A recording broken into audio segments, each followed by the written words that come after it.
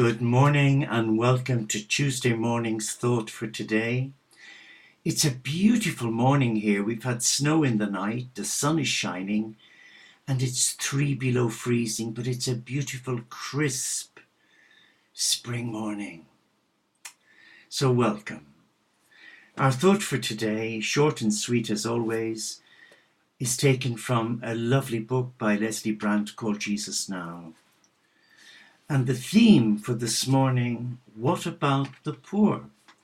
And Leslie guides us again to the New Testament Bible, to the Gospel of St. Luke chapter 4, verse 18a. The Spirit of the Lord is upon me, because he has anointed me to preach good news to the poor.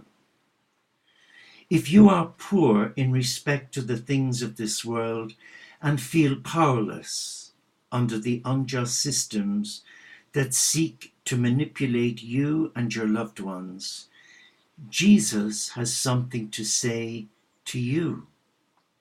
One of Christ's first sermons to his countrymen at the beginning of his ministry on this planet dealt with Isaiah's proclamation that God would send one who would seek out the poor to bring them the good news, and who would set free those who were who were the unwilling and suffering captives of unjust political systems.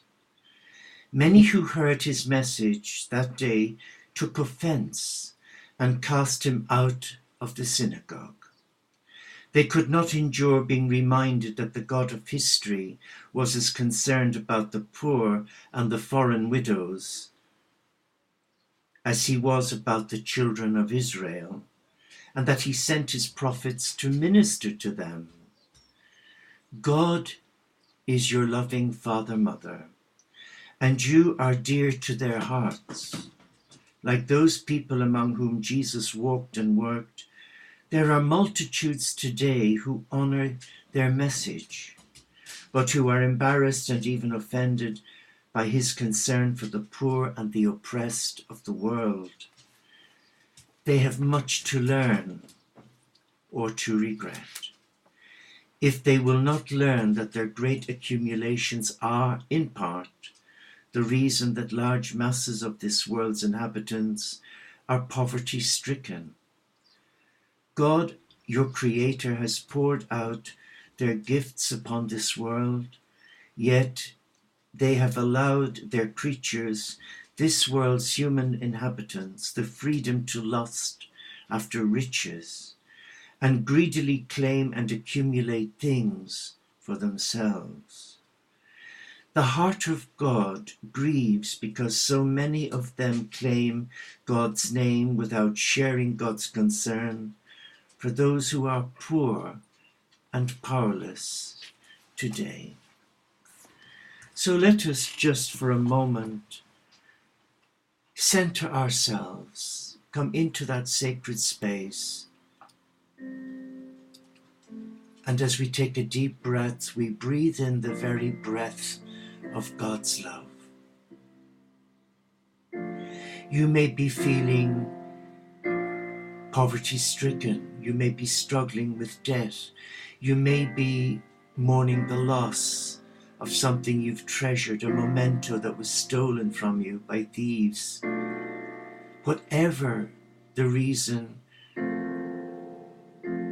for you feeling the way you do, let us bring it to the Christ and let us allow him touch your heart with the peace, the love, and the joy of God. So just be still.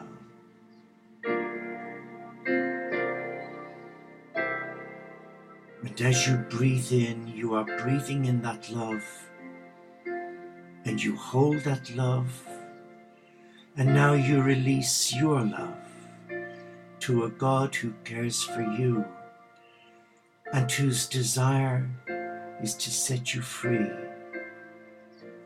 from feeling unloved.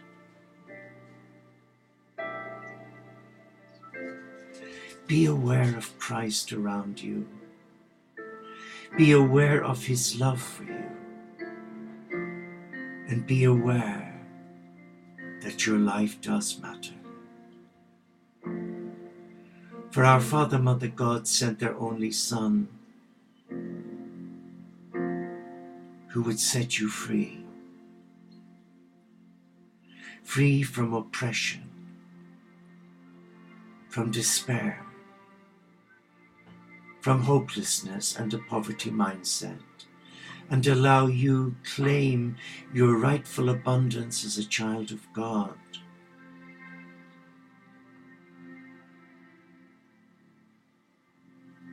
Relax now and go with the rhythm of your breathing,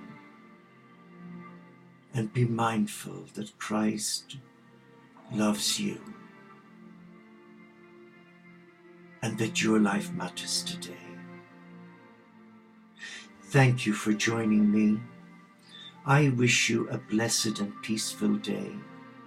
And remember, Jesus didn't come just to the wealthy. He came to ordinary men and women like you and me, who struggle each day with their own demons, and where many are oppressed by unjust governments. Christ does care for you. Namaste, Shalom, Inshallah, Pax et Bonum, OmShanti, Solo de Caritas, Salam Alaikum, and may the peace of our God touch you today.